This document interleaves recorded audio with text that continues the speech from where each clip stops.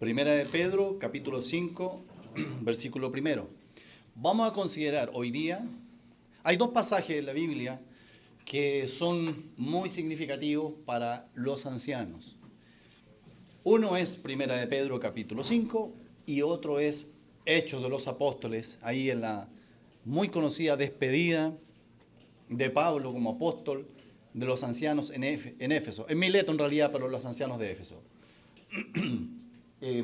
Ambos pasajes son significativos porque entregan información valiosa a través de lo escrito de cómo tanto Pedro como Pablo consideraban el ministerio de los ancianos. ¿Bien?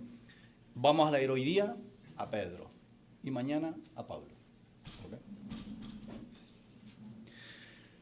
Dice el capítulo 5, versículo primero hasta el versículo 4.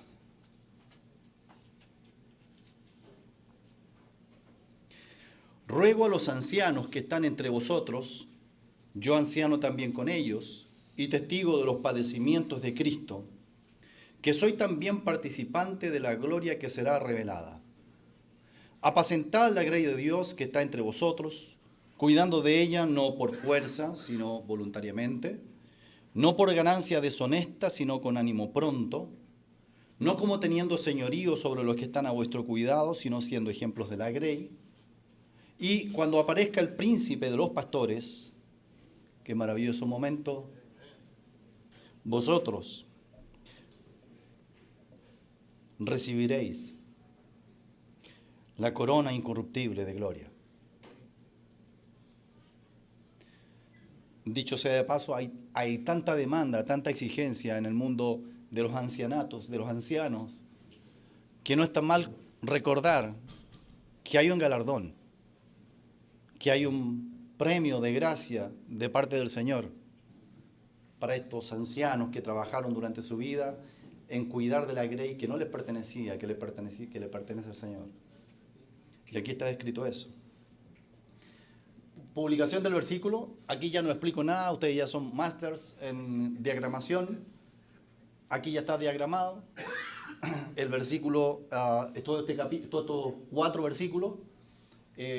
¿Por qué los puse juntos? Porque de acuerdo a la gramática, hermanos, van juntos, no se pueden separar. ¿Okay? Y si uno los pudiera separar, van así. Si uno pudiera como estructurar para entenderlo bien. Puse subrayado y en negrilla, por decirlo así, las palabras que tienen la frase principal de todo el texto.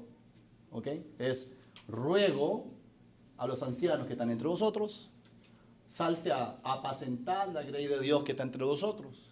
Y cuando aparezca el príncipe de los pastores, vosotros recibiréis la corona incorruptible de gloria. Esa es la médula de los 4 versículos. ¿Se entiende? De nuevo, de los 4 versículos, su médula, y a partir de esa médula se desprenden algunas cosas adicionales. No quiere decir que son menos importantes, sino quiere decir que se desprenden de la médula y por tanto así uno lo entiende.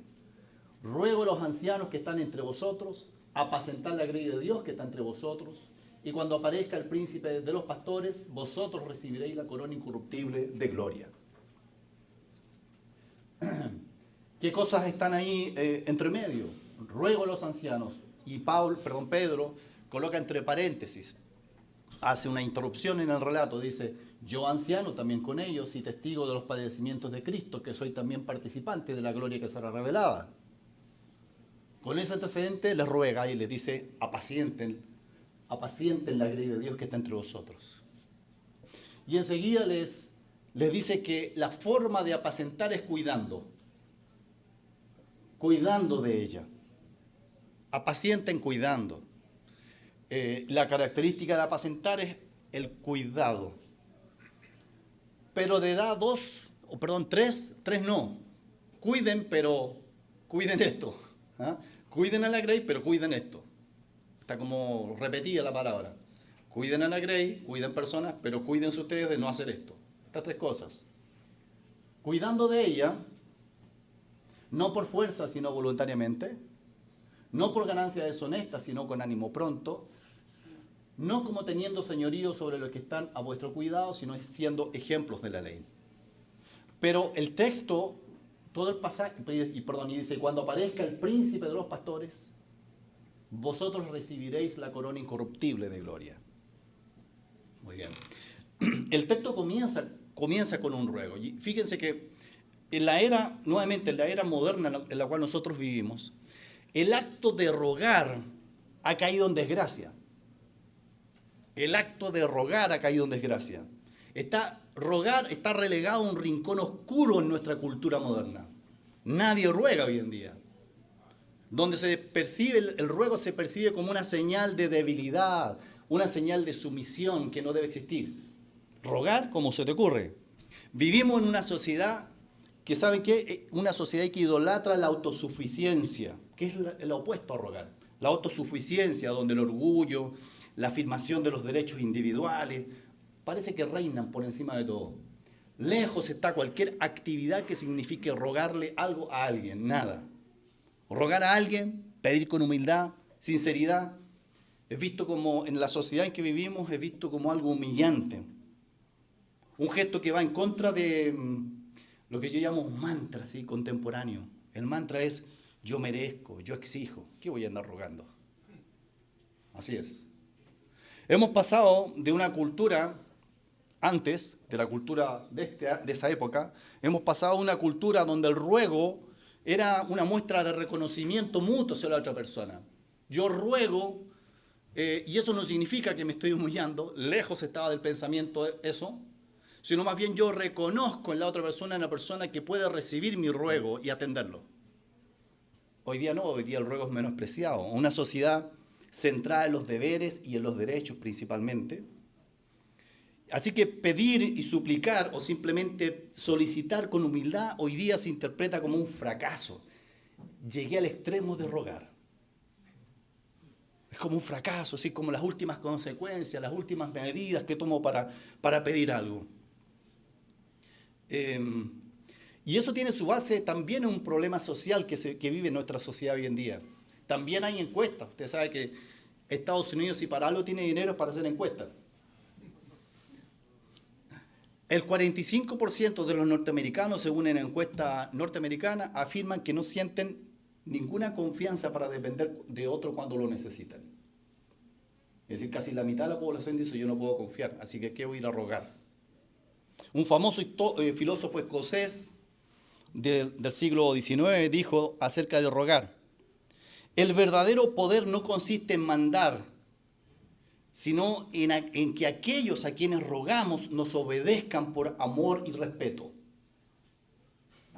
Es decir, los que reciben el ruego obedecen como si fuera un mandamiento, pero en base al amor y respeto que le tiene la que está rogando. Esta doctrina que impera hoy en día, de que no se ruega nada, es así: o me lo das porque lo merezco o me lo das porque es mi derecho. Es así. Una sociedad que exige únicamente y que no exige, y el que no exige, ellos dicen, no logra nada. Incluso a nosotros, los creyentes, los cristianos, nos cuesta rogar. Es decir, nosotros lo disfrazamos un poco, a Dios hay que rogarle, nada más. Nos cuesta entender un ruego, nos cuesta mucho más responder a un ruego que una conversación más abierta. Si alguien nos viene con un ruego, nos parece extraño. Pero hoy más que nunca, hermanos, la iglesia del Señor ruega. Y ruega esto, ruega por pastores que apacienten, por pastores que de corazón procuren imitar a su príncipe de los pastores. La iglesia ruega porque anhela, porque necesita con agonía pastores que amen la grey. Sin embargo, me temo que lo peor de todo es que estamos llegando a una situación en que la iglesia misma está empezando a acostumbrarse a vivir sin pastores. No sin pastores nominales, sin pastores reales. La iglesia como que está comenzando a acostumbrarse a vivir sin pastores, sin ancianos. Fíjese que a propósito de eso, hay un fenómeno que ocurre en las guarderías de bebé. Y nuevamente hicieron todo un estudio acerca de esto. Guarderías de bebés, los hospitales. hasta hace pocos años no se le daba tanta importancia al llanto del bebé. Usted sabe que en las guarderías de los bebés hay muchos bebés recién nacidos, todos ahí en filita, en sus camitas, en sus cunitas, esperando que sus madres se recuperen de su parto y puedan darlo de alta. Y ahí tienen a muchos bebés en cuidado de distinto tipo. Y el personal médico que está ahí para atender y cuidar a esos bebés, simplemente los dejaban llorar. Y los atendían por sus horarios. Ustedes saben que los hospitales tienen horarios, parecen ejército, ¿no? A tal hora tal cosa, a tal hora tal otra cosa, y fuera de ese horario no cumplen otras funciones porque son cuadrados con sus horarios. A los bebés los trataban igual. Y esos cuartitos donde habían 20 o tal vez 30 camitas con bebés, eran cuartos cerrados, cerrada la puerta, adentro el llanterío de bebés y ellos no, porque tenían que venir a atenderlos en 2 horas más. Bueno, después de hacer estudios sobre esto, descubrieron que los bebés en estas guarderías cada vez lloraban menos, hasta que finalmente en estas guarderías guardaban silencio. Y los cuartos de esas guarderías eran verdaderos templos del silencio. Y estaban llenos de bebés. Pero no era que los bebés habían dejado de necesitar algo. Simplemente los bebés lloraban porque ya entendían que su llanto no solucionaba nada. Porque los bebés lloran cuando necesitan algo. Porque están rogando por ayuda. Están rogando por algo. Y no son muchas cosas las que necesitan. Pero esa es su forma de rogar. Y en la epístola de Pedro, Pedro ruega. Ruega a los ancianos. Nos ruega. Como representando, yo me imagino, como representando a la iglesia del Señor en su clamor. Como identificándose con el clamor de la iglesia, como representando a esos bebés espirituales que claman por cuidados pastorales. Y por eso yo creo que Pablo ruega, porque yo me pregunté al leer este versículo, ¿por qué ruega y no manda simplemente? Ruega para representar un clamor. Ruega para dejar en evidencia una falencia, tanto allá como en nuestro tiempo. Pero ruega, no les manda. Dice así, ruego a los ancianos. Ruego a los ancianos.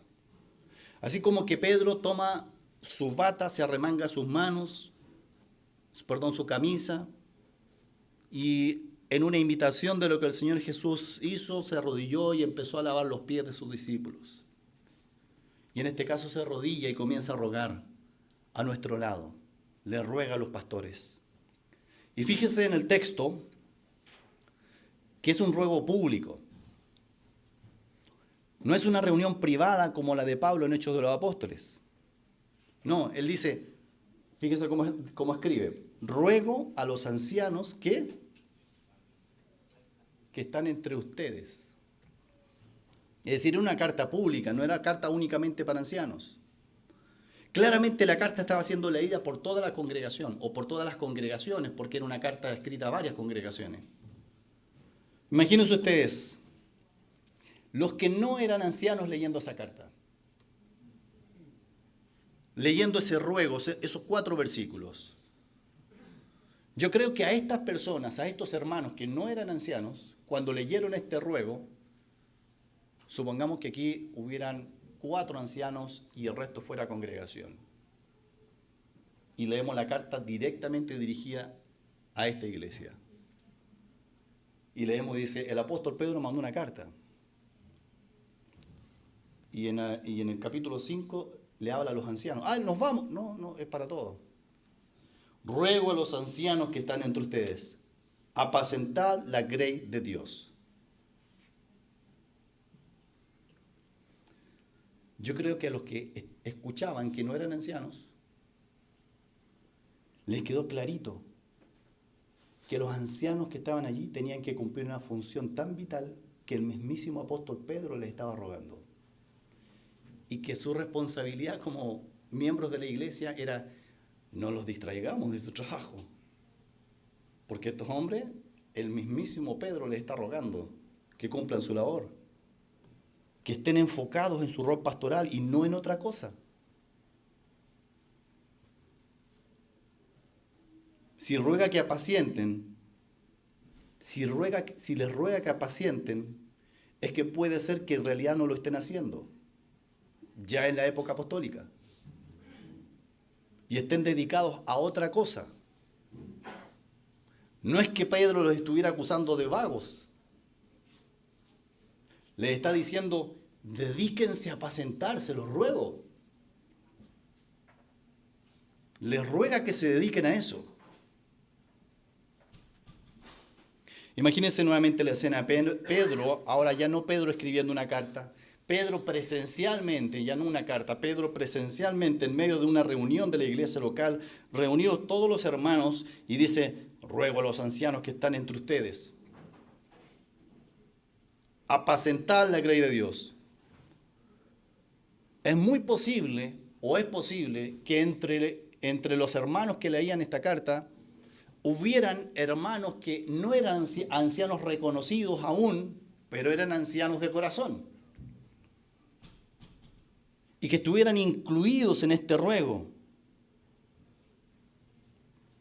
Y Pedro, para darle fuerza o claridad a este ruego, se presenta a sí mismo de una manera bien particular, no como apóstol. ¿Lo ven ahí, cierto? Se presenta como anciano, como pastor también. Yo anciano también con ellos. Así dice. Pero no anciano a secas. Pedro es bien explícito en escribir y dice, yo anciano también con ellos.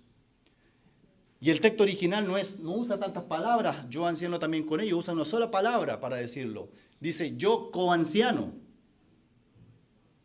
Yo coanciano. Soy anciano juntamente con ustedes a los que les estoy rogando. Les ruego desde adentro de la función, no les ruego como espectador. Les ruego porque yo estoy adentro, estoy mirando la necesidad de las ovejas. Yo mismo estoy procurando cumplir esa necesidad. Y hay un trabajo prioritario de los ancianos, que los ancianos están llamados a cumplir. Eso es lo que Pedro le está diciendo, les ruego. Es decir, de pasadita,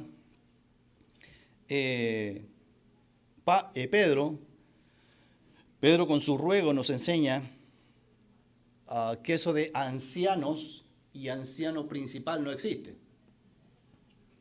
Él perfectamente podría haberse puesto en un escalón un poquitito más arriba, ¿no? Después de todo era apóstol, pero no lo hizo, dijo coanciano. Es decir, de pasadita ese asunto de pastor principal, de anciano principal, o de anciano pastor, o como quiera ponerlo, obispo anciano, no existe esa diferenciación. Son todos coancianos, con el mismo nivel de importancia o de responsabilidad, mejor dicho. Pedro con toda su autoridad podría haber asegurado y dejarlo bien claro, y así lo hizo. Y en su presentación él agrega así, yo soy coanciano y soy testigo de los padecimientos de Cristo y participante de la gloria que va a ser revelada. Eso coloca entre paréntesis. En su ruego a los ancianos, les muestra a los ancianos, para fundamentar su ruego, les muestra dos caras de su ruego. Dos aspectos importantes que los ancianos deben tener en cuenta. Uno, los padecimientos, los sufrimientos, el desgaste. Este no es un trabajo sencillo. Les está hablando de los padecimientos de Cristo. 3 veces en su carta el apóstol Pedro habla de Cristo, de los padecimientos de Cristo por su iglesia. Esta es una de las 3. ¿Por qué en el momento de rogarles a los ancianos que apacienten, les habla de los sufrimientos de Cristo? Esta era una iglesia que estaba comenzando a sentir la persecución y la aflicción. Justo el año o la época en que le escribe, empieza a gobernar el emperador que empezó a perseguir con violencia a la iglesia por toda Asia y por toda Macedonia y Grecia. Es decir, le está diciendo a una iglesia que sabe que tendrán que huir, que tendrán que esconderse, que tendrán que sufrir y que además en ese contexto tendrán que pastorear. Era una iglesia a puertas de iniciar una persecución feroz, y ya la estaban sintiendo. Si usted lee la carta completa, se da cuenta que ya estaban en padecimiento. Pero Pedro les dice: hermanos pastores, hermanos ancianos, yo soy testigo de los sufrimientos de Cristo. Y Él es nuestro Señor, nuestro Maestro. Se vienen sufrimientos, se vienen padecimientos para ustedes, pero aún así les ruego, considerando los padecimientos de Cristo, que apacienten la grey de Dios. Y lo segundo que les dice, la esperanza de la gloria de este servicio que va a ser revelada. Y cierra el versículo 4, ¿se fijaron? Cierra diciendo cuál es esa esperanza. La esperanza de la gloria que será revelada. Hay una esperanza, hermanos, allá en los cielos. En aquel día en que pasemos irreversiblemente de esta vida a la eternidad. Cuando nos encontraremos con nuestro Señor, aquel que nos encargó la misión, aquel que nos encargó la noble tarea de pastorear a sus ovejas. Y dice el texto que Él es el príncipe de los pastores. La única vez que se menciona de esta manera al Señor Jesucristo como el mayor de los pastores, el más grande de los pastores. Y da la impresión que es Él que va a recibir de manera especial a los ancianos o pastores allá en la gloria. Les recibirá con un propósito específico, recompensarlos por su obra. Y fíjense que en el texto no hay insinuación alguna de que antes de recompensar va a haber un juicio, una discriminación, qué es lo que estuvo bien, qué es lo que estuvo mal. No habla nada de eso. Habla que habrá corona para esos creyentes que sirvieron al Señor.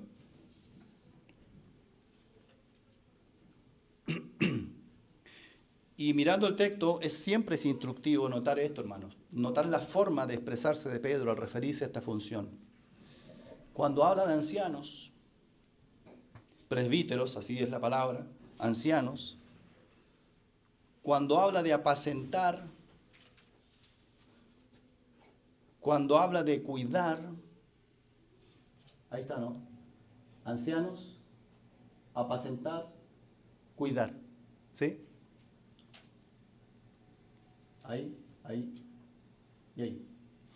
En español no se nota muy bien, pero ahí sí se nota, aquí no se nota y acá no se nota. Las tres palabras están en plural.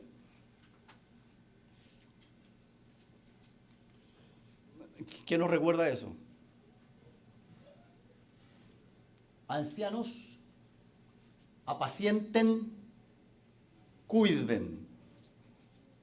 ¿No es? Ancianos, cada uno de ustedes apaciente. No es así. Cada uno de ustedes cuide. No es así. Un bloque, un grupo plural de ancianos. Dice, ancianos, apacienten, cuiden. Siempre en plural. Claro, y eso refuerza el hecho de la pluralidad de ancianos, yo lo sé. Pero para mí refuerza otra cosa adicional. Pone encima de la mesa de que el servicio de los ancianos debe ser realizado pluralmente también.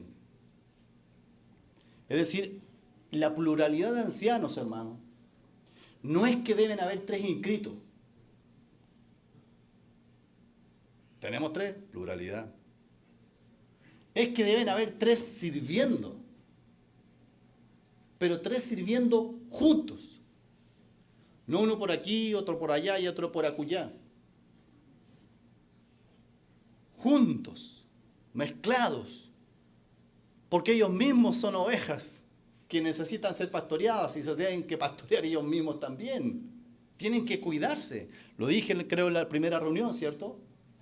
Debe haber un servicio en el cuerpo de ancianos en que se cuiden ellos mismos, se protejan ellos mismos, se pastoreen, se apacienten, se vigilen, se exhorten, se corrijan ellos mismos. Todo aquello que deben realizar para con la grey, deben realizarlo también para con ellos mismos primero. Porque son un cuerpo de ancianos, tienen que protegerse. las cosas que vimos a media mañana sobre el carácter de un anciano y que dijimos a veces o muchas veces o pocas veces, pero a veces no cumplimos algunas de ellas en alguna etapa de nuestra vida. Ahí tienen que estar los ancianos, sus otros ancianos, soportando, ayudando, orando, consolando, llorando con la persona que está con problemas, o aconsejando o ayudando a superar. No es un soldado caído que lo dejamos botado, ¿cierto? Es uno de los ancianos, trabajo conjunto. Por eso Pedro, no es coincidencia que siempre habla en plural de los ancianos y de su labor. Ancianos, apacienten todos ustedes la grey de Dios. Cuiden de ella todos ustedes, para ser más enfático. Y yo sé, hermanos, que la mayor parte de las veces las obras nuevas comienzan con un solo hombre al frente. Y eso no es un problema, mientras no se tienda a mantener esa situación como una normalidad. Si hay un solo hombre al frente de una obra nueva, o un solo hombre al frente de una obra que por alguna razón falleció, uno de sus ancianos, ya no está con nosotros, se fue con el Señor, quedó un solo anciano. Eso no es un problema, mientras no se normalice esa situación. Existiendo un anciano, la iglesia debe orar a Dios insistentemente, pidiéndole que levante entre ellos un segundo anciano o un tercer anciano. Debe pedirle al Señor insistentemente, rogar al Señor que levante más ancianos en la congregación. Es decir, la forma de no normalizarlo es que la iglesia esté haciendo oración a Dios por eso. Que la iglesia esté pidiéndole a Dios por eso. Y la iglesia esté mirando si hay alguien a quien reconocer. Reconocer.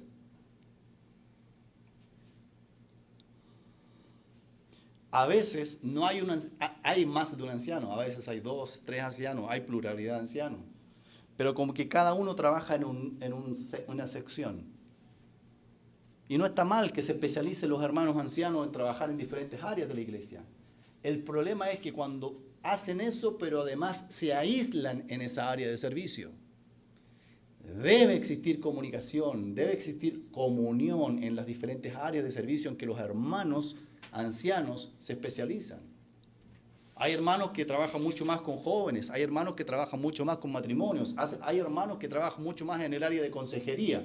Hay hermanos que son mejores siendo pastores, otros que son mejores siendo obispos, otros que son mejores siendo ancianos, que tienen más marcada esa característica de su ancianato. Pero debe haber comunicación, debe haber comunión. No debe haber apariencia de trabajo solo. ¿Se entiende? Pero Pedro continúa enseñándonos con tan solo escribir. Y ahora escribe como jugando un poquitito Pedro con las palabras, para llamar. Cuando en las escrituras hay juegos de palabras, es para llamar nuestra atención. Es como una poesía. Cuando hay como una poesía, uno dice, oh, que quedó lindo escrito. ¿Para qué es eso? Para que le llame la atención a uno la belleza de lo que se escribió. Y en las escrituras, cuando hay juego de palabras, para eso, no es para jugar con las palabras, es para que nos llame la atención, que ahí hay algo importante. Fíjese lo que dice el versículo 1. Ruego a los ancianos que están entre vosotros. Y el versículo 2 dice, apacentad la grey de Dios que está entre vosotros. ¿Qué notan ahí? ¿Notan algún juego de las palabras? ¿Cuál? Ok, se dirige al mismo grupo. ¿Qué más? Muy bien. Ahí dijeron entre. Muy bien. Todos están entre todos. La primera frase dice, ruego a los ancianos que están entre vosotros. Y en la segunda frase le dice a los ancianos, apacienten ustedes ancianos a la grey de Dios que está entre ustedes. Es decir, en un caso son los ancianos que están entre la grey y en otro caso son la grey que está rodeando a los ancianos. Es un juego que hace de palabras. ¿Ah? Pero cuando Pedro escribe así, lo que está queriendo decirnos es que están todos mezclados con todos. Es indudable que está insinuando cercanía en ambos sentidos. Es indudable que está insinuando afectos profundos en ambos sentidos.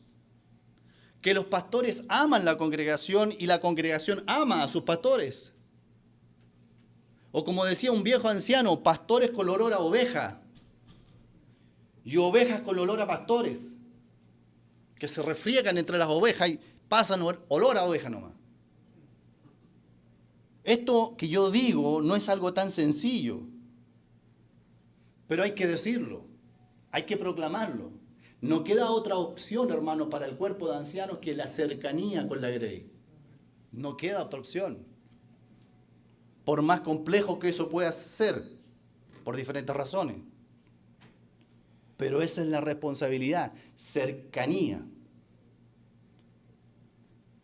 Ahora sobre el rol de apacentar. ¿Por qué dice ahí apacentar? En el idioma en que escribió Pedro, que es el griego, para decir apacentar, Pedro tenía dos opciones de palabras que podría haber escogido. Escogió una de las dos. Yo le voy a dar las dos opciones y usted me va a decir cuál escogió Pedro. Van a apostar. No.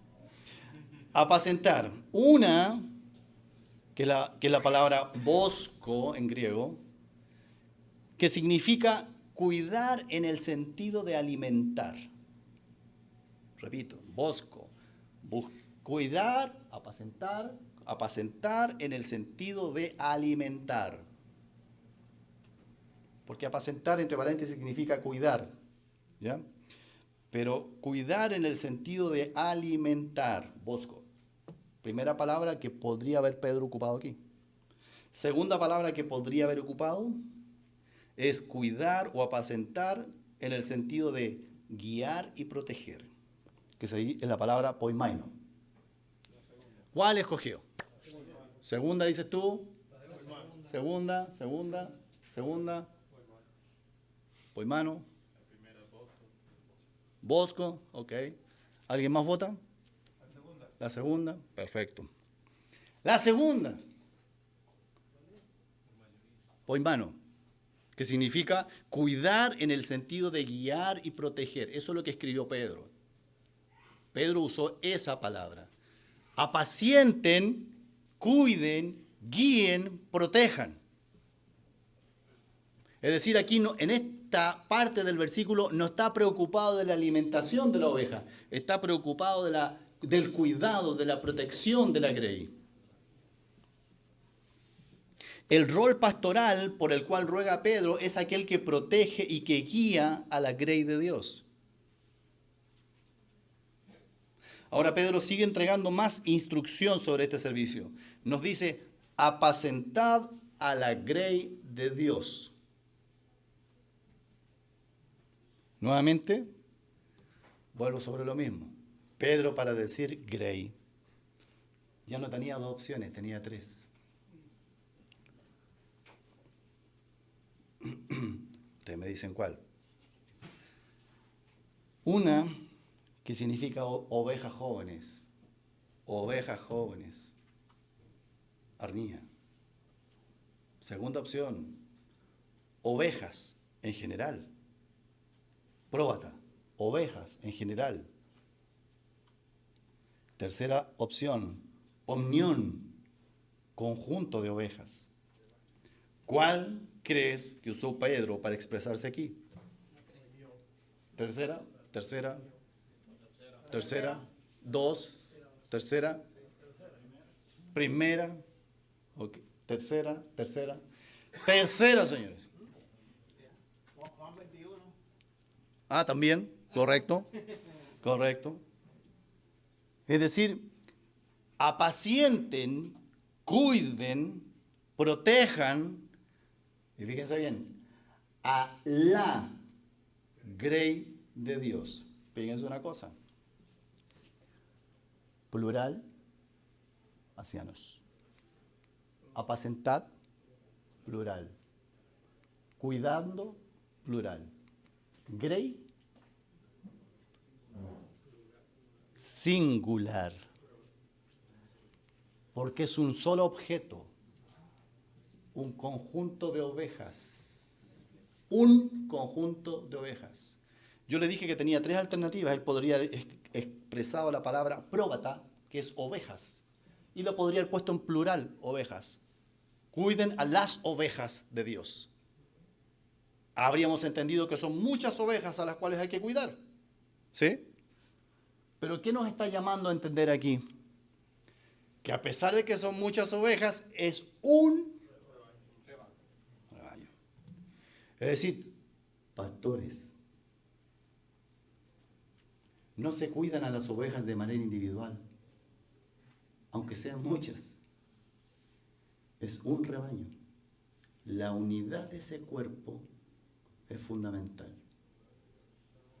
Y por tanto, en tus acciones, en lo que tú haces o no haces para con ellas, siempre considera la unidad de esa grey de Dios. Es una. No los trates así tan individualmente. Es una grey. Sabemos que también se le llama cuerpo, pero es una grey, un conjunto de ovejas.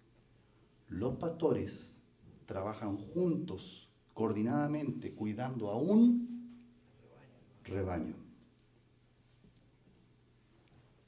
Y fíjese, hermano, cómo Pedro escoge sus palabras y con eso nos instruye. Le está diciendo efectivamente al conjunto de pastores lo que acabamos de conversar, que protejan, que guíen, que guarden a la grey de Dios, protejan al rebaño. Así que, hermano, no se trata simplemente de tener una lista de ovejas individuales y guiarlas unas por una. Total, todas juntas forman la iglesia del Señor. No, sino que se trata de que hay un solo cuerpo, que ese cuerpo es de Cristo, de quien es la cabeza de ese cuerpo. Un solo cuerpo, y los ancianos deben velar por ese un rebaño. En sus acciones, en sus cuidados y en su protección. Y luego agrega 2 palabritas bien sencillas. Ahí no hay opciones, así que tranquilo. De Dios. La grey de Dios. Como recordándonos, ¿no es cierto?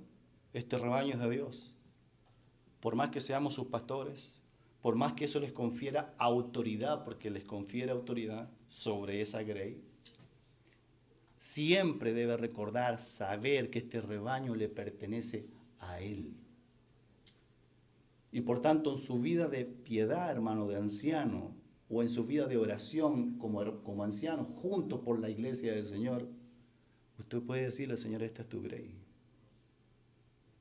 Tú me has encargado este trabajo, Señor, de cuidar de esta tu grey. Te pido fuerzas, te pido sabiduría. Ayúdame a administrar mi tiempo para hacerlo. Y ayúdame a hacerlo como tú quisieras que yo lo haga. Y esto es importante notarlo porque en los ejercicios de las funciones pastorales, fíjense esto, porque es importante notar que es la grey de Dios. Porque en el ejercicio de las funciones pastorales, los ancianos deben enseñar, deben corregir, deben instruir, deben dar dirección. Es decir, como que ellos mandan. Su autoridad está allí, en ese ámbito. No mandan como alguien que tiene jerarquía, como quien es dueño de un ejército, sobre ellos. Porque no tiene esa jerarquía. Pero sí tiene autoridad para corregir, instruir, dar dirección, enseñar.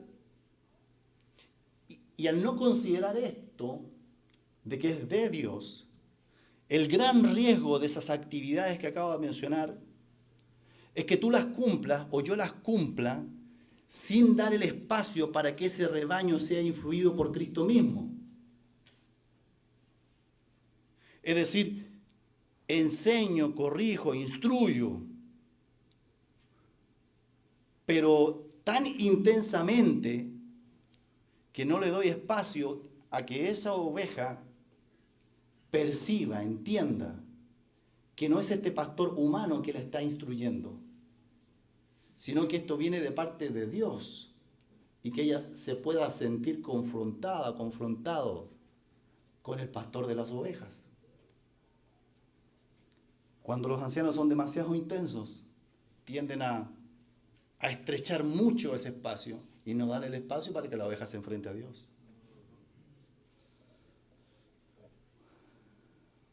En una ocasión, un hermano de la iglesia, hace mucho tiempo atrás, para que no digan que pueden conocerlo, se me acercó después de la cena del Señor y me pregunta lo siguiente. Me dice, hermano, ¿se fijó que llegó el hermano Juan? Inventé el nombre para que no entiendan nada. ¿Se fijó que llegó el hermano Juan a la cena? Por supuesto, hermano, que me fijé. El hermano Juan llevaba meses sin asistir a la cena. Y entonces me pregunta, este hermano me dice, hermano, ¿y cuál es la regla? ¿Cómo? ¿Cuál es la regla?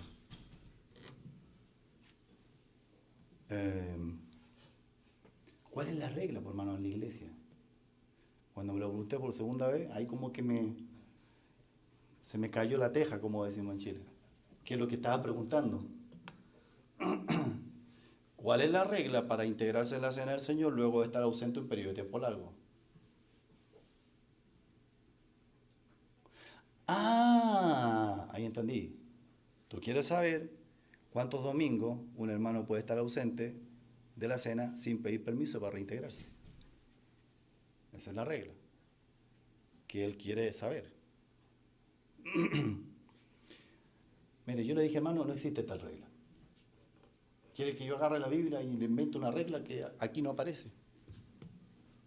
No existe tal regla, pero ¿cómo? Así, o sea que aquí cualquiera hace lo que quiere. De los argumentos clásicos para forzar al ancianato a poner reglas que no están en las Escrituras. Eso no quiere decir que no pongamos reglas que no están en las Escrituras, pero no que estemos abundando en eso. Entonces, me dice, pero hermano, ¿cuánto tiempo va a pasar? Y el hermano puede llegar y sentarse. Y yo le digo, hermano, mira, yo me di cuenta igual que tú cuando estábamos sentados en la cena. En una iglesia pequeñita. Es decir, yo estaba sentado aquí, vi al hermano, tú estabas sentado ahí, viste al hermano. Los dos lo vimos. ¿Cuáles fueron tus primeras sensaciones cuando lo viste? Yo te cuento cuáles fueron las mías. Me dijo, me preocupé. ¿Ok? Yo me alegré. Yo me gocé. ¿Por qué? Porque yo me distraje en un momento pensando en todo lo que a este hermano le costó llegar a esta cena, si lleva meses sin venir. Y me dijo, o sea que así es la cosa. Mira, hermano, no, así no es la cosa. Yo te pregunto, ¿para ti fue sorpresa que él llegara hoy día? Sí, mal está.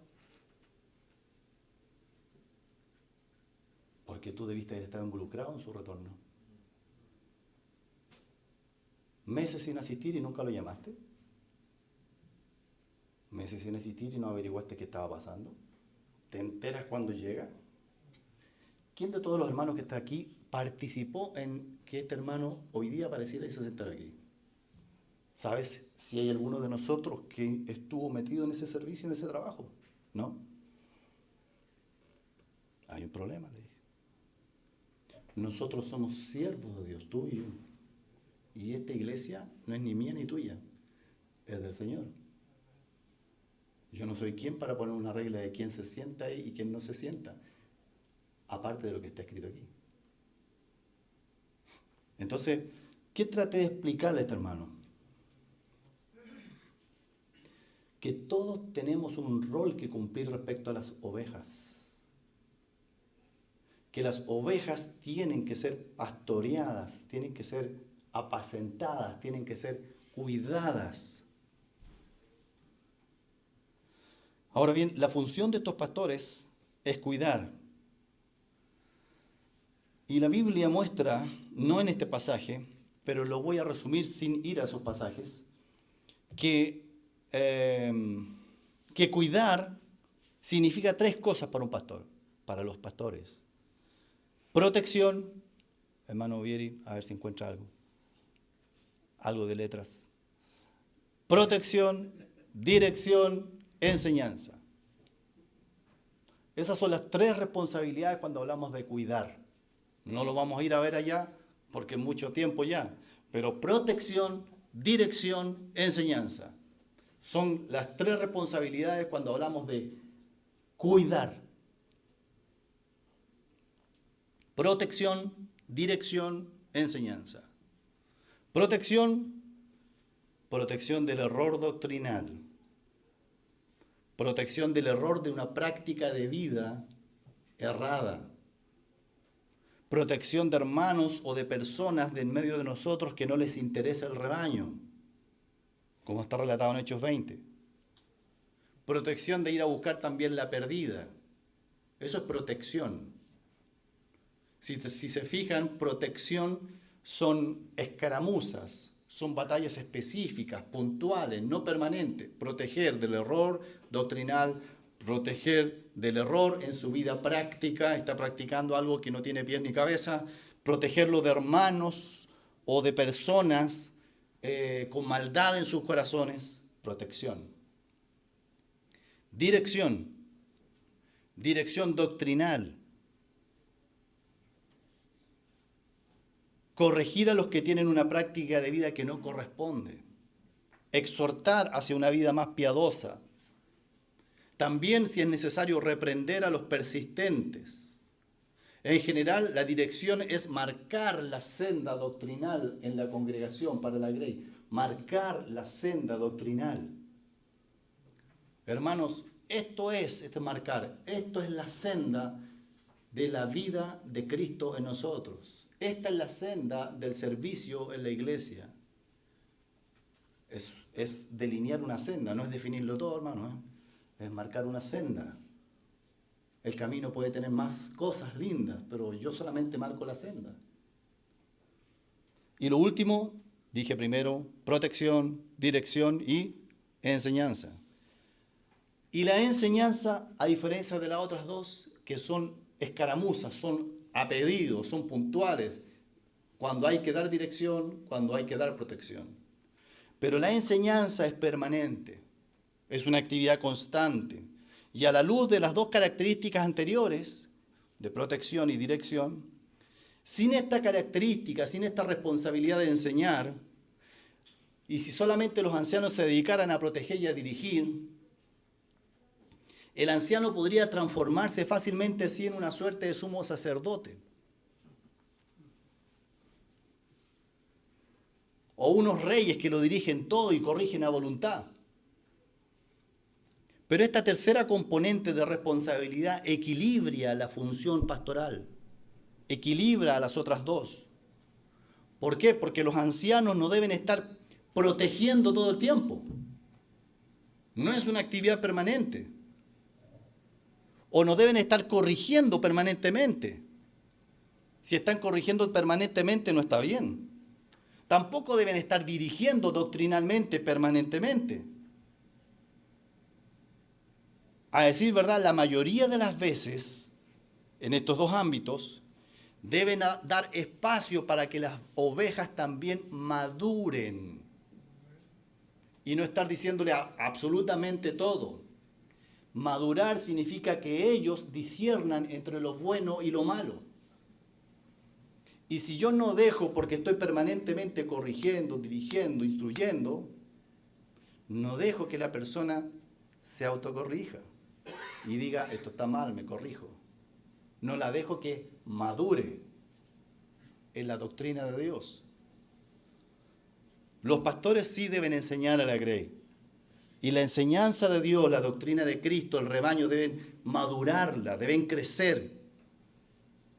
No deben depender de la protección doctrinal de los pastores para toda la vida. Es decir, llega un momento que ese creyente está supuesto a tener un grado de madurez en que no necesita corrección.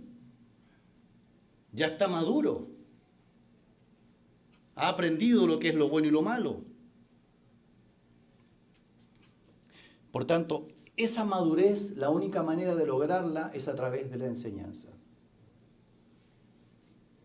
Y continuando con el pasaje, dice, la actividad es cuidando, porque dice así, hermanos, esta es la responsabilidad, apacentar, que es proteger, que es dirigir. Y ya dijimos cuáles son las responsabilidades aquí, porque el texto no habla de responsabilidades.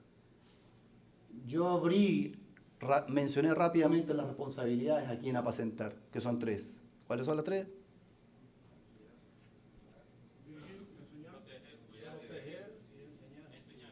Ya, proteger, dirigir y enseñar. ¿Ok? Las 2 primeras son escaramuzas, la tercera es permanente. La tercera es la única que garantiza que cada vez menos protección, cada vez menos dirección. ¿Ah? La tercera, enseñanza, es un pilar fundamental. Pero las otras 2, cuando hay que hacerlas, son tremendamente relevantes. Bueno, apacentar, cuidando de ella. Cuidando de ella.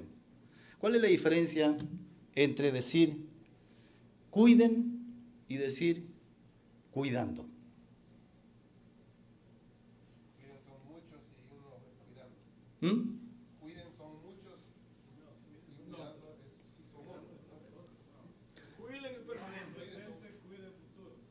Cuiden es permanente. ¿Cuiden es permanente? Cuidando es como de momento, como de ahora. Ok, por ahí atrás.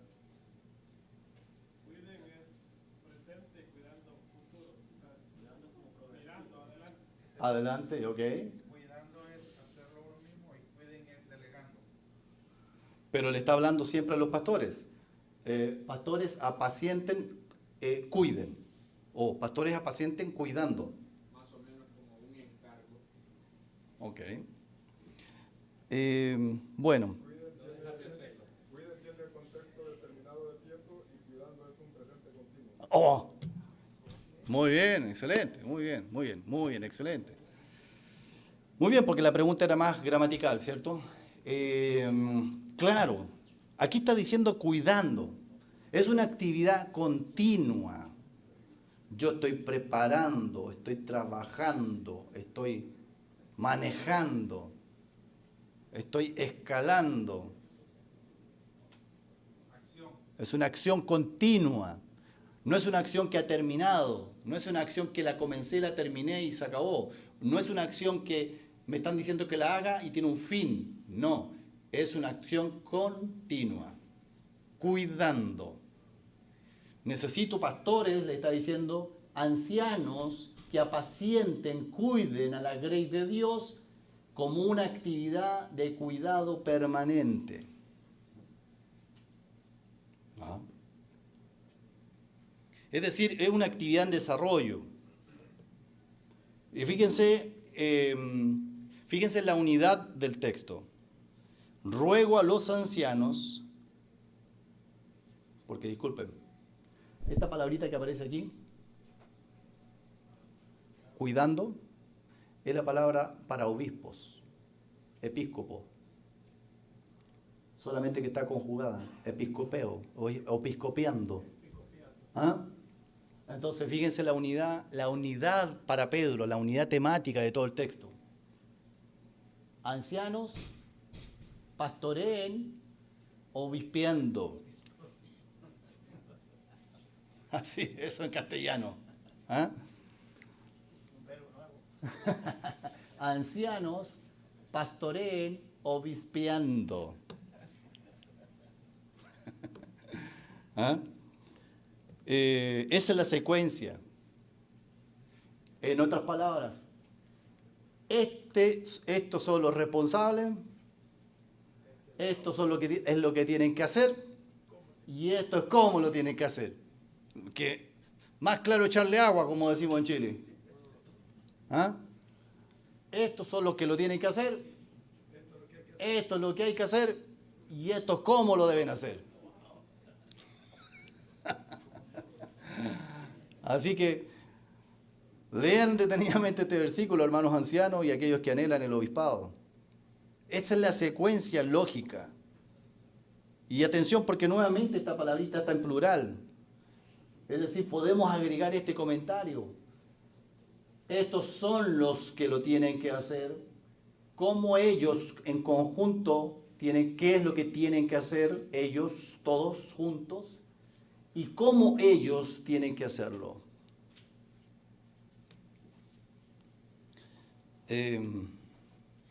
¿Y qué significa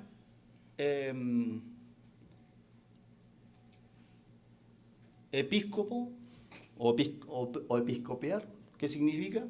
Significa observar. Tener la sobrevista, muy bien hermano, tener la sobrevista. Pero tiene un prefijo la palabra que es observar desde arriba.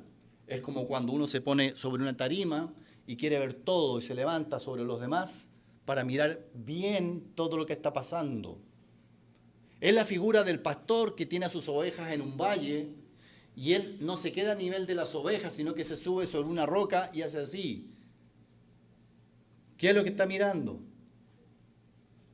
Primero, que las vea todas. ¿Cierto? El rebaño completo.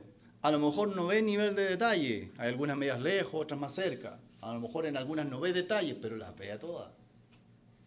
Pero lo que está mirando es que no haya ninguna que se esté alejando demasiado y que por otro lado no haya un lobo feroz metiéndose en el rebaño cerca. Cuidando, pero de una manera observando desde arriba. Claro, y esa palabra no tiene una sola forma de traducirse en español. Y esta palabra, supervisando. Supervisando, la mejor manera de traducirlo. Está súper arriba, visando, viendo. Pero yo diría, hermanos, que hacen bien no poner ahí supervisando. Está bien no traducirlo ahí como un criterio. Gramaticalmente es la mejor palabra, pero está bien no poner ahí supervisando. Porque esa palabra en nuestra sociedad latina del español está un poquitito deformada. No la entendemos muy bien y ya está así. Ya murió esa palabra. Porque el uso que tenemos en español cuando decimos supervisor, se nos vienen a la cabeza varios conceptos que es muy difícil sacárnoslo. Y que no son los conceptos de un pastor. Se nos vienen conceptos así. Un jefe, supervisor. Se nos viene el concepto, como decimos en Chile, el que corta el queque. El que toma las decisiones. Esto sí, esto no. Corta el queque.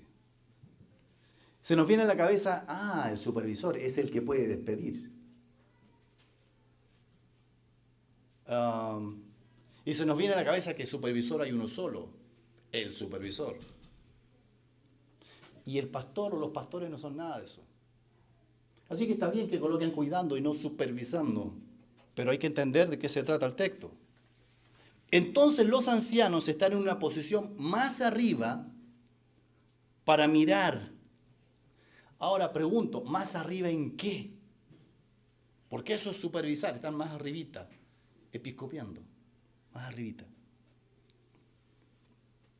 Yo le digo, hermano, de acuerdo a todo lo que hemos estado leyendo, los obispos, pastores, ancianos están más arriba en experiencia. Más arriba en experiencia lidiando con su vida cristiana, con su carácter, con el modelo bíblico de su vida delante de Dios. Ellos están más arriba en la doctrina cristiana, están más arriba en madurez, en discernir lo bueno de lo malo. Y desde allí observan, no una oveja en particular, observan al rebaño. Y dan esas miradas así por encima, rápidas, para poder ver si hay algún peligro para las ovejas. Y el rol del pastor como supervisor de la iglesia implica vigilancia, implica atención de las necesidades espirituales de la iglesia. Y debe ser diligente en relación a la doctrina que los hermanos están no aprendiendo, sino viviendo. ¿Cuál es la doctrina que los hermanos están viviendo? Es decir, ¿le estamos enseñando bien? Sí, estamos claros. Semana tras semana, 2, 3 mensajes, y esos mensajes están correctos. No nos estamos desviando de la doctrina. Ok. ¿Y qué están viviendo los hermanos? Entonces, los pastores o ancianos, en la medida de las fuerzas, porque Dios no pide lo que no podemos, en la medida de las fuerzas deben buscar acercarse a las ovejas para saber qué están viviendo de todo lo que escuchan. Entonces la actividad de cuidar, de supervisar, la deben realizar con 3 no. Y esto lo vamos a revisar rápido. No por fuerza, voluntariamente. No por ganancia deshonesta, sino con ánimo pronto. No como teniendo señorío sobre los que están a vuestro cuidado, sino siendo ejemplo de la ley. Hay un no y un si no. No, si no, no, si no, no, si no. Entonces, no por fuerza. Yo pregunto, hermano, cuando dice no por fuerza, ¿hay algún servicio a la iglesia que debe hacer por fuerza? Entonces, ¿por qué le dice a los ancianos no por fuerza? Si no hay ningún servicio que debe hacer por fuerza. A mí me parecería raro eso. Ninguno. Entonces, ¿por qué lo menciona? Yo le digo, ¿por qué, hermano? Porque es muy natural que en esta función de anciano, la función de anciano se transforme en un cargo por obligación. Es muy natural. La necesidad me obliga, o la iglesia me obliga, o mi conciencia me obliga. Y se transforma en un anciano que no está cumpliendo su labor, como dice el texto, voluntariamente, porque él se presentó delante de Dios para cumplir esa labor. Porque Dios le llamó a cumplir esa labor. No, lo está haciendo porque ve una necesidad tremenda en la iglesia. Y él se siente forzado, obligado a cumplirla, porque él siente que es el único que puede hacerlo. Circunstancial. O a veces no son las circunstancias que lo obligan, a veces la grey, la misma iglesia, tiene tal nivel de fuerza sobre la conciencia de algunos de los ancianos que lo obligan a realizar servicios para el Señor. Y eso no está bien. O a veces no es ninguna de esas dos cosas, a veces mi propia conciencia, que por alguna razón digo yo tengo que hacer esto. Y me siento obligado a hacerlo. Y el texto dice, no por fuerza, no coercionado, no obligado, hazlo voluntariamente. Y fíjese que en este texto, la Reina Valera español no recoge 2 palabritas, no las coloca ahí, las saca, no las traduce. Es hazlo voluntariamente según Dios. Es decir, hazlo voluntariamente según tu relación con Dios.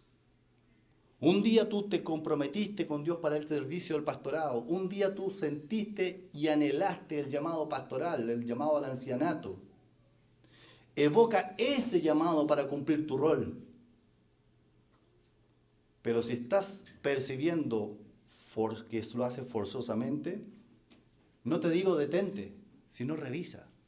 No te digo salte, sino revisa. Elimina de tu corazón lo forzoso, porque no debe ser hecho así. Trabaja sobre eso, conversa con tus coancianos, acerca tu vida a la de ellos, habla de este tema con ellos también. Oren juntos por esto. Debe ser voluntariamente. No por ganancia deshonesta, sino con ánimo pronto. Y mire, hermano, ¿se acuerdan que le dije el dinero? Alguien echó un chiste delante, ¿eh? Se pusieron a hablar de dinero aquí y ya hablaron todo. Que proyecto aquí, proyecto allá. Fantástico. ¿Ah? Es porque tenemos un tema con el dinero los seres humanos. ¿Eh? Bueno, aquí nuevamente habla del dinero. No por ganancia deshonesta, debe ser cumplida la función, sino con ánimo pronto. Mira, hermano, es indudable que el Nuevo Testamento asigna una responsabilidad sobre la canalización de los usos de los dineros, ya sea de ofrendas u otros, a los ancianos de la iglesia. Los ancianos tienen una responsabilidad de gestión, de administración de los recursos económicos que pasan por la iglesia. Eso es indudable. Y eso lo vemos en diferentes pasajes de los Hechos de los Apóstoles, donde las ofrendas eran enviadas o a los ancianos o por mano de los ancianos. De hecho, la primera mención de ancianos que hay en el Hechos de los Apóstoles está vinculada con dinero, en Hechos 11. Y en este punto, los ancianos, digámoslo así, hermanos, cuando hablamos de dinero, en este punto los ancianos deben serlo y deben parecerlo. ¿Recuerdan la anécdota de Herodes, cierto? ¿La conocen? Herodes el Grande. ¿Alguien ha escuchado la anécdota de Herodes el Grande? Mandó matar a la mujer porque tenía que ser fiel y parecerlo. Ajá, ahí la conocían. Mandó matar a su esposa porque le dijeron, Herodes, tu esposa te engaña. No puede ser. Se indignó, la mandó matar sin ni un cuestionamiento. ¡Pah! La mató. Después vino el siervo que la denunció y le dijo, Herodes, mátame a mí porque yo me equivoqué, no te estaba engañando, era un rumor. Así que aquí está mi vida. Mataste a un inocente. Él le dijo, no te preocupes, la esposa de Herodes tiene que serlo y parecerlo. Bien muerta está. Así era Herodes. Bueno, los creyentes, ancianos, obispos, pastores, en su gestión del dinero de la iglesia, no solo deben serlo, sino que también deben parecerlo. La apariencia que también importa, la apariencia de que lo están haciendo correctamente. Por eso Timoteo y Tito dicen, no avaro, no codicioso de ganancias deshonestas. Y este no de Pedro, no por ganancia deshonesta, es una señal de stop, para en el tráfico a detenerse y revisa nuestro corazón en relación al dinero. ¿Por qué para los ancianos y no para toda la iglesia? Por lo que dije, ellos ya son responsables de gestión y de administrar ofrendas.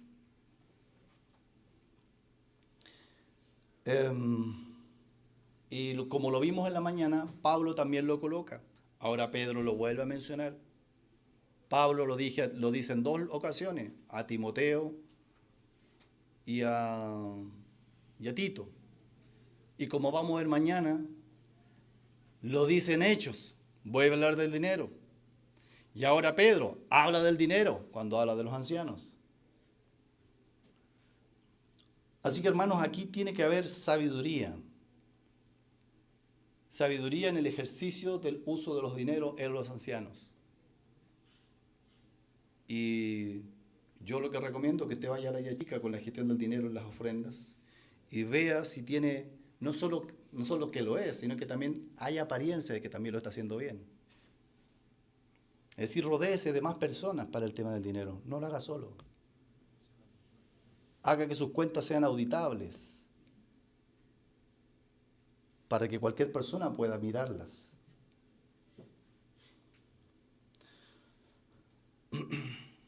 Por otro lado, también es claro en el Nuevo Testamento que las iglesias pueden apoyar económicamente y los ancianos pueden sentirse en libertad de aceptarlo, el apoyo económico.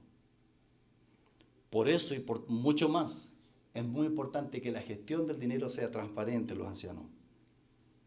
Porque su trabajo puede desvirtuarse y transformarse en un trabajo hecho por ganancia deshonesta y no voluntarioso de ánimo pronto. Y finalmente, y con esto vamos cerrando, no como teniendo señorío sobre los que están a vuestro cuidado, sino siendo ejemplos de la grey. No como teniendo señorío. Esta enseñanza de esta oración es difícil de alinearla, hermano. Es difícil, es complicado de alinear esta enseñanza, su aplicación a los ancianos. Es difícil de alinearla adecuadamente porque la Biblia le confiere autoridad a los ancianos. Definitivamente, eso está claro. Y no poca, de hecho, le confiere bastante autoridad. Incluso la Biblia manda a la iglesia a reconocer esa autoridad, que se sujeten a la autoridad de los ancianos. Entonces, les confiere autoridad a los ancianos pastores la Biblia en medio de la iglesia.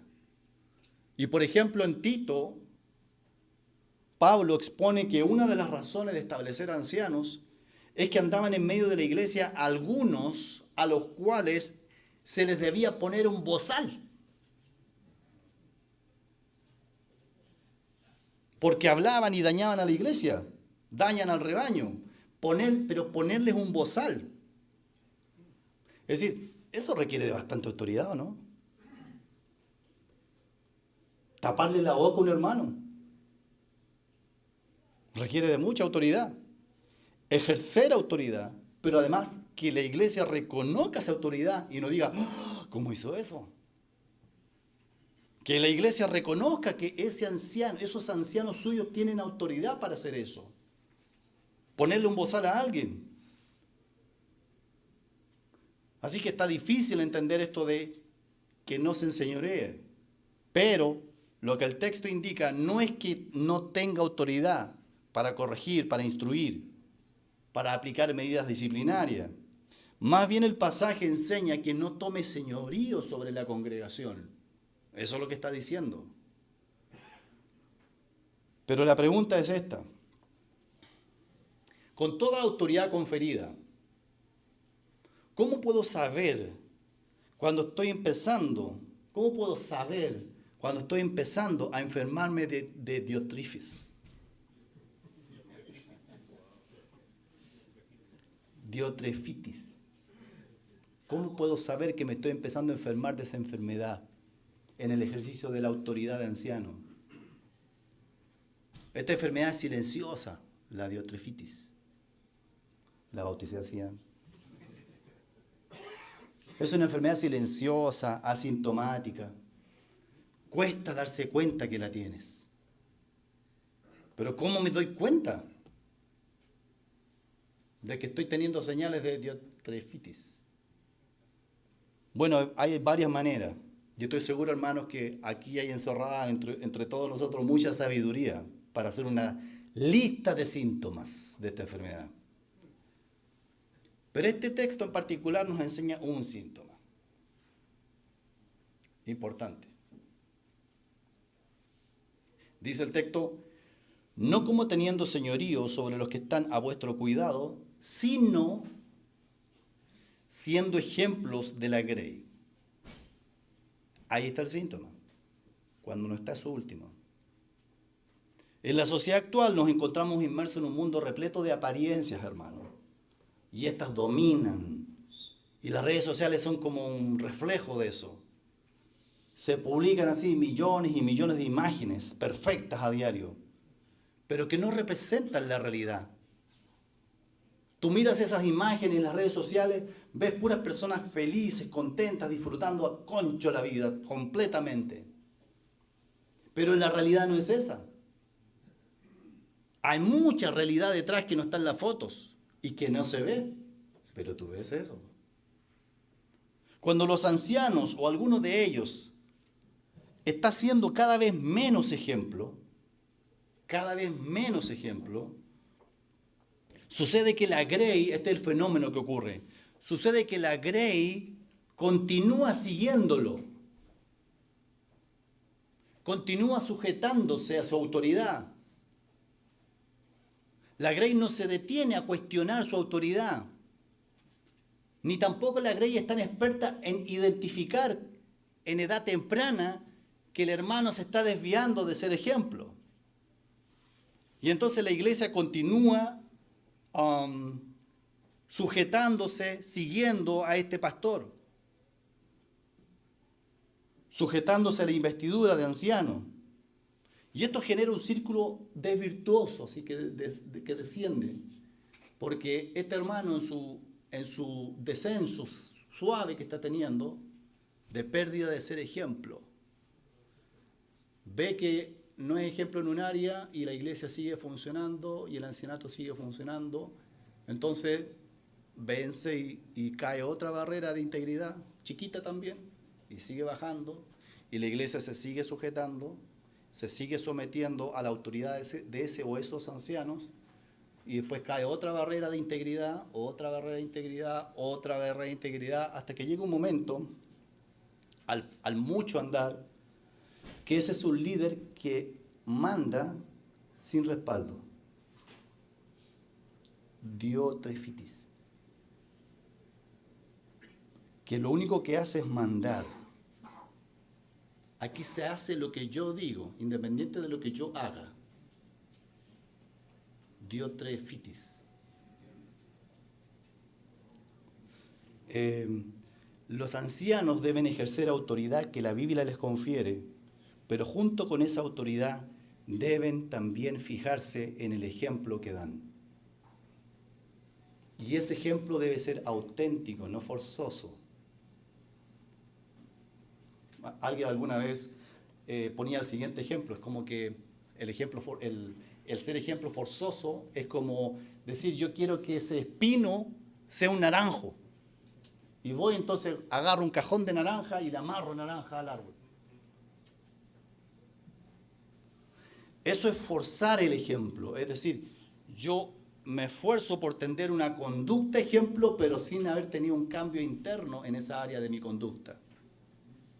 ¿Recuerdan la lista de experiencias de los ancianos, cierto? Todo nace de tu relación, de tu experiencia con Dios. Y cuando aparezca el príncipe de los pastores, vosotros recibiréis la corona incorruptible de gloria. Cuando el príncipe de los pastores se manifieste allá en la gloria, con toda su majestad, con todo su esplendor.